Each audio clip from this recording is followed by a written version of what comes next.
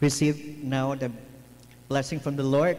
The Lord bless you and keep you. The Lord lift his countenance to shine upon you and give you his shalom or peace, now and forevermore. Amen.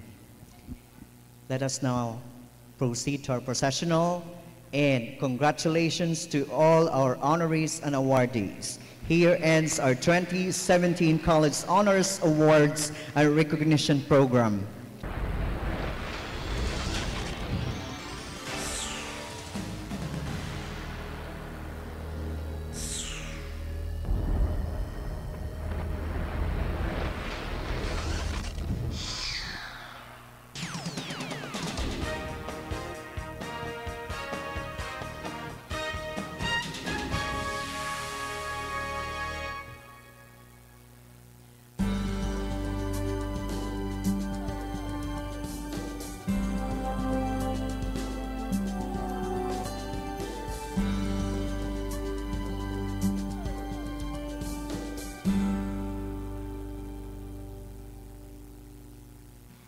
Good day to our televiewers. We are on our first edition of the CPU Profiles, and it's a fine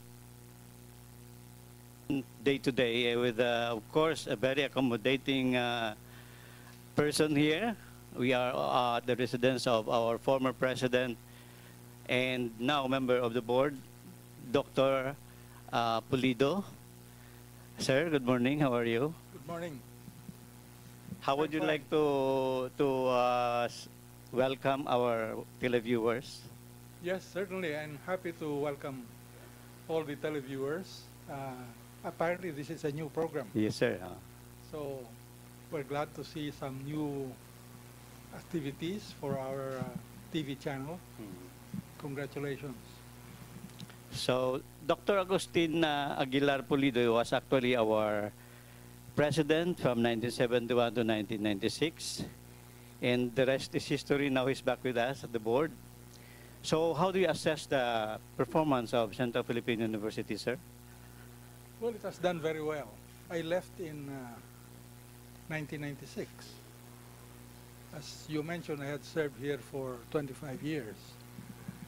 Then we came back 10 years later, 2006. I have been with the board now for about almost 10 years. And in the last 10 years, of course, a lot of changes have taken place. CPU has moved forward. It's a stronger university now than it used to be, and I'm happy. Do you recall our fellowship during my student days? Do you remember me? Well, not very clearly. Well, to our televiewers, it was the time of martial law. Yes. And our very proactive president was just kind of able handler of the university, the martial law. In other words, he's a very good manager. So do you recall something from that period of time, sir? Oh, yes. I recall that we were closed down for, I think, a week or so. All schools in the Philippines were closed. Of course, we were all allowed to reopen after that period, about a week or so. And things had changed because before we were allowed to reopen, we were required to post guards at all our gates. So that was a new one for us. We had to engage a security agency. There were restrictions on haircut for boys and men, IDs to enter the campus. Those were all new. Of course, restrictions on press freedom and all that. But in time, of course, as we all know now, martial law was lifted. And again, major changes. We returned our student government, which was suspended for a time during martial law. It's a blast from the past, I should say. But now I would ask you, sir, how do you look at CPU from that time on, not the present day? Well, as I said, it has changed a lot. Especially in what? In physical facilities. Yes. More buildings, enrollment, much bigger. Of course, budget, naturally. And we have many more courses now. Sir, how do you see the system now? The system is basically the same, meaning we are a Christian institution of higher learning. We have not departed from that. In fact, we're still retaining our, whatever you call it, our statement, you know, Excel. Excel is still being used. And that was originated sometime during my time here. Anyway, sir, how old are you now? I'll be 85 in a couple of months. Oh, so how has CPU helped your being what you are today now? Well, I had a great experience here during those 25 years. I was, when I was elected president of CPU, I came from UP Visayas.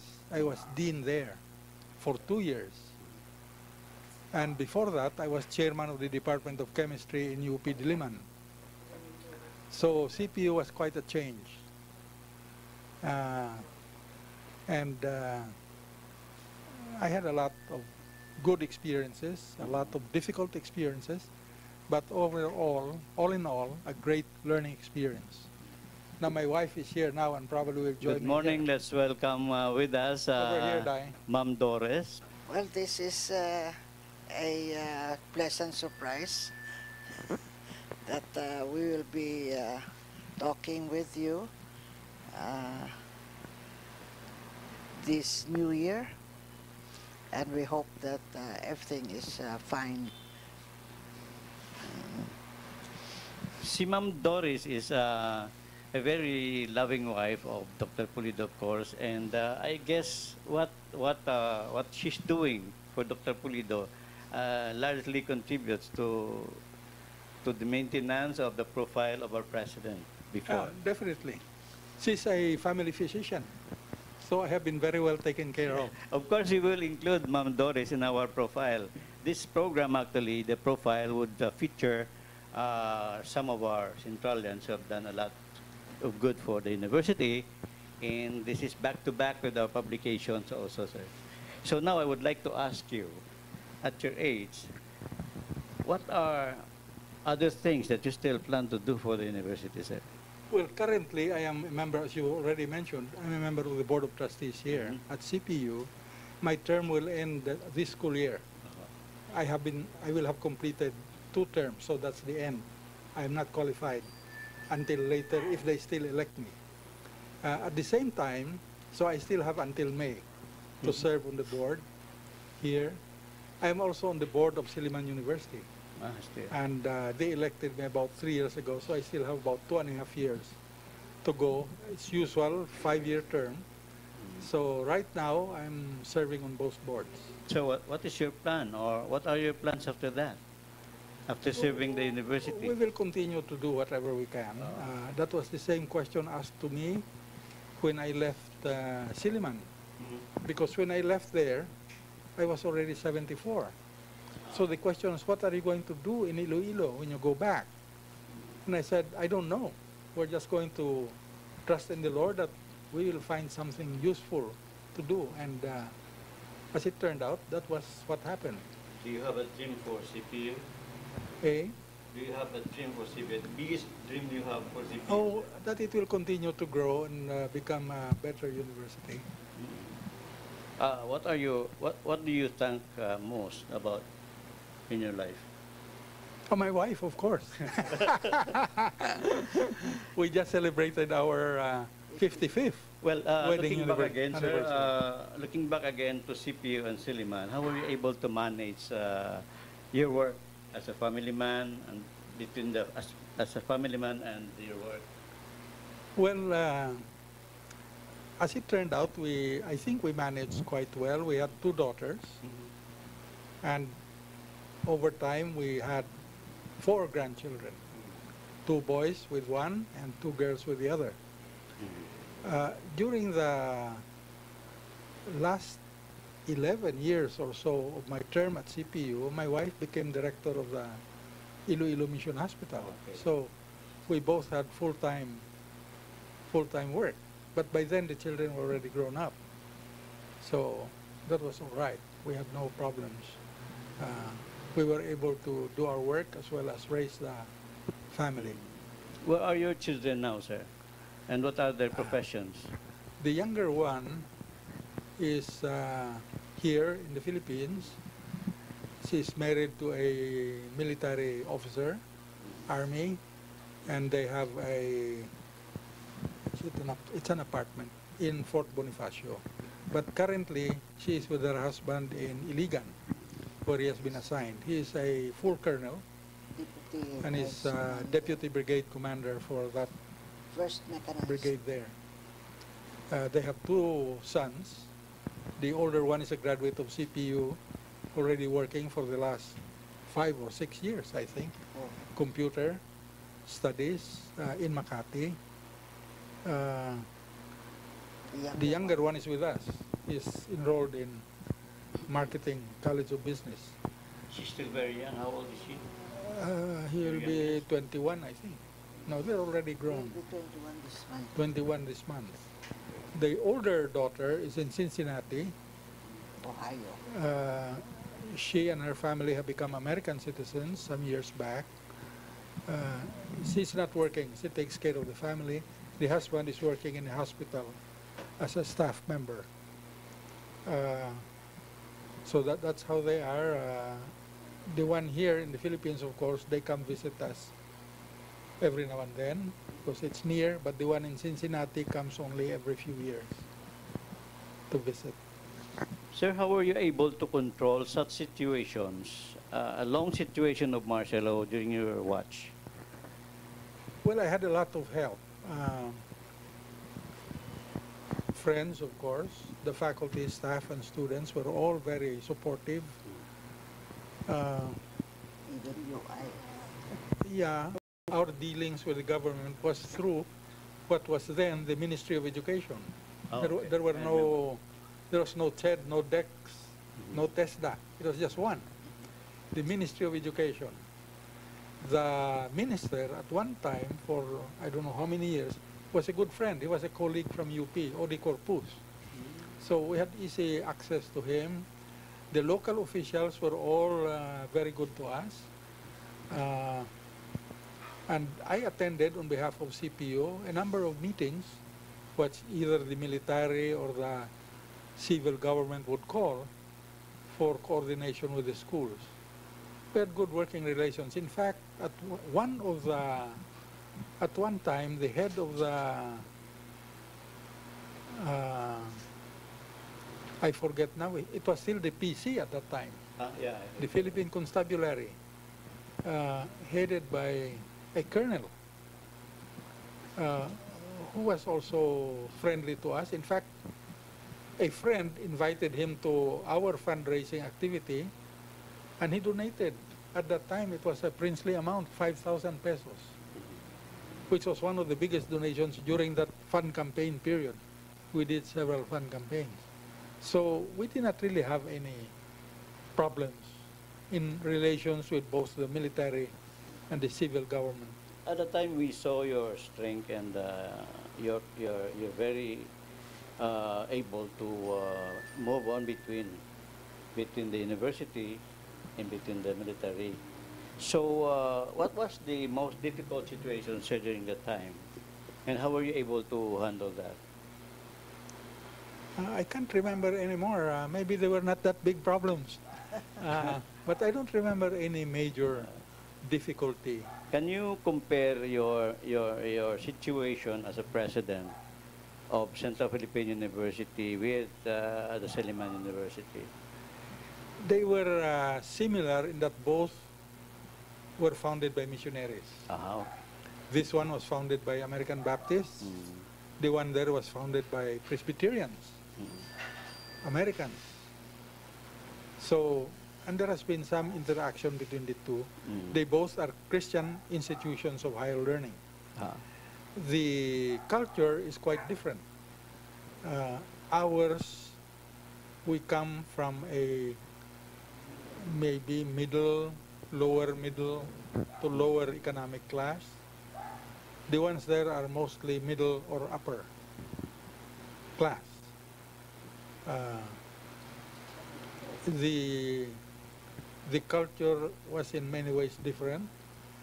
Uh, they organized their union there ahead of us, but eventually we both had the same situation. We had two unions there as well as here. One faculty union, one staff union. When I left here, they had labor problems there when I arrived. In fact, 1 month after I arrived, the faculty union declared a strike. But we solved that. When I left here, long before I left here, we also had a strike here.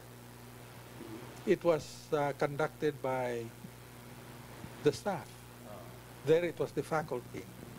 Here, the strike lasted about 2 weeks. So when I got there, 1 month later, they declared a strike as soon as we came back from Christmas vacation. And one of my vice presidents there was quite worried. She said, "What are we going to do?" Who And assumed the presidency, sir, after that? After you left CPU? They appointed an officer in charge. So by appointment, it was Dr. Acanto, I believe, or? No, here you mean? Yes. No, here, before I left, when I left, they had elected Dr. Aganto.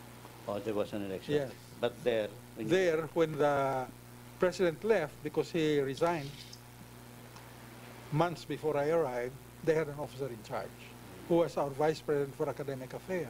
Okay. So when I arrived, that lady, she was a lady, returned to her position as VPAA, and I assumed as president. But as I was saying, I had experienced a 2-week strike here. When I arrived there, they had a strike, and they were asking me, "What are we going to do?" They didn't know I had already gone through that, so I told them, "You prepare for a 2-week strike," because I knew how to do it here. Anyway, sir, in both situations, in both positions, we really admire your management acumen, your strength and everything. So how do you, or what is this enduring principle you have that makes you really stick to a very difficult situation and solve it? Well, the ingredients, I think, were a lot of prayer and very, very hard work. I had the advantage of having a very loving wife, which was a very big plus factor. In fact, one time, they honored me at Silliman.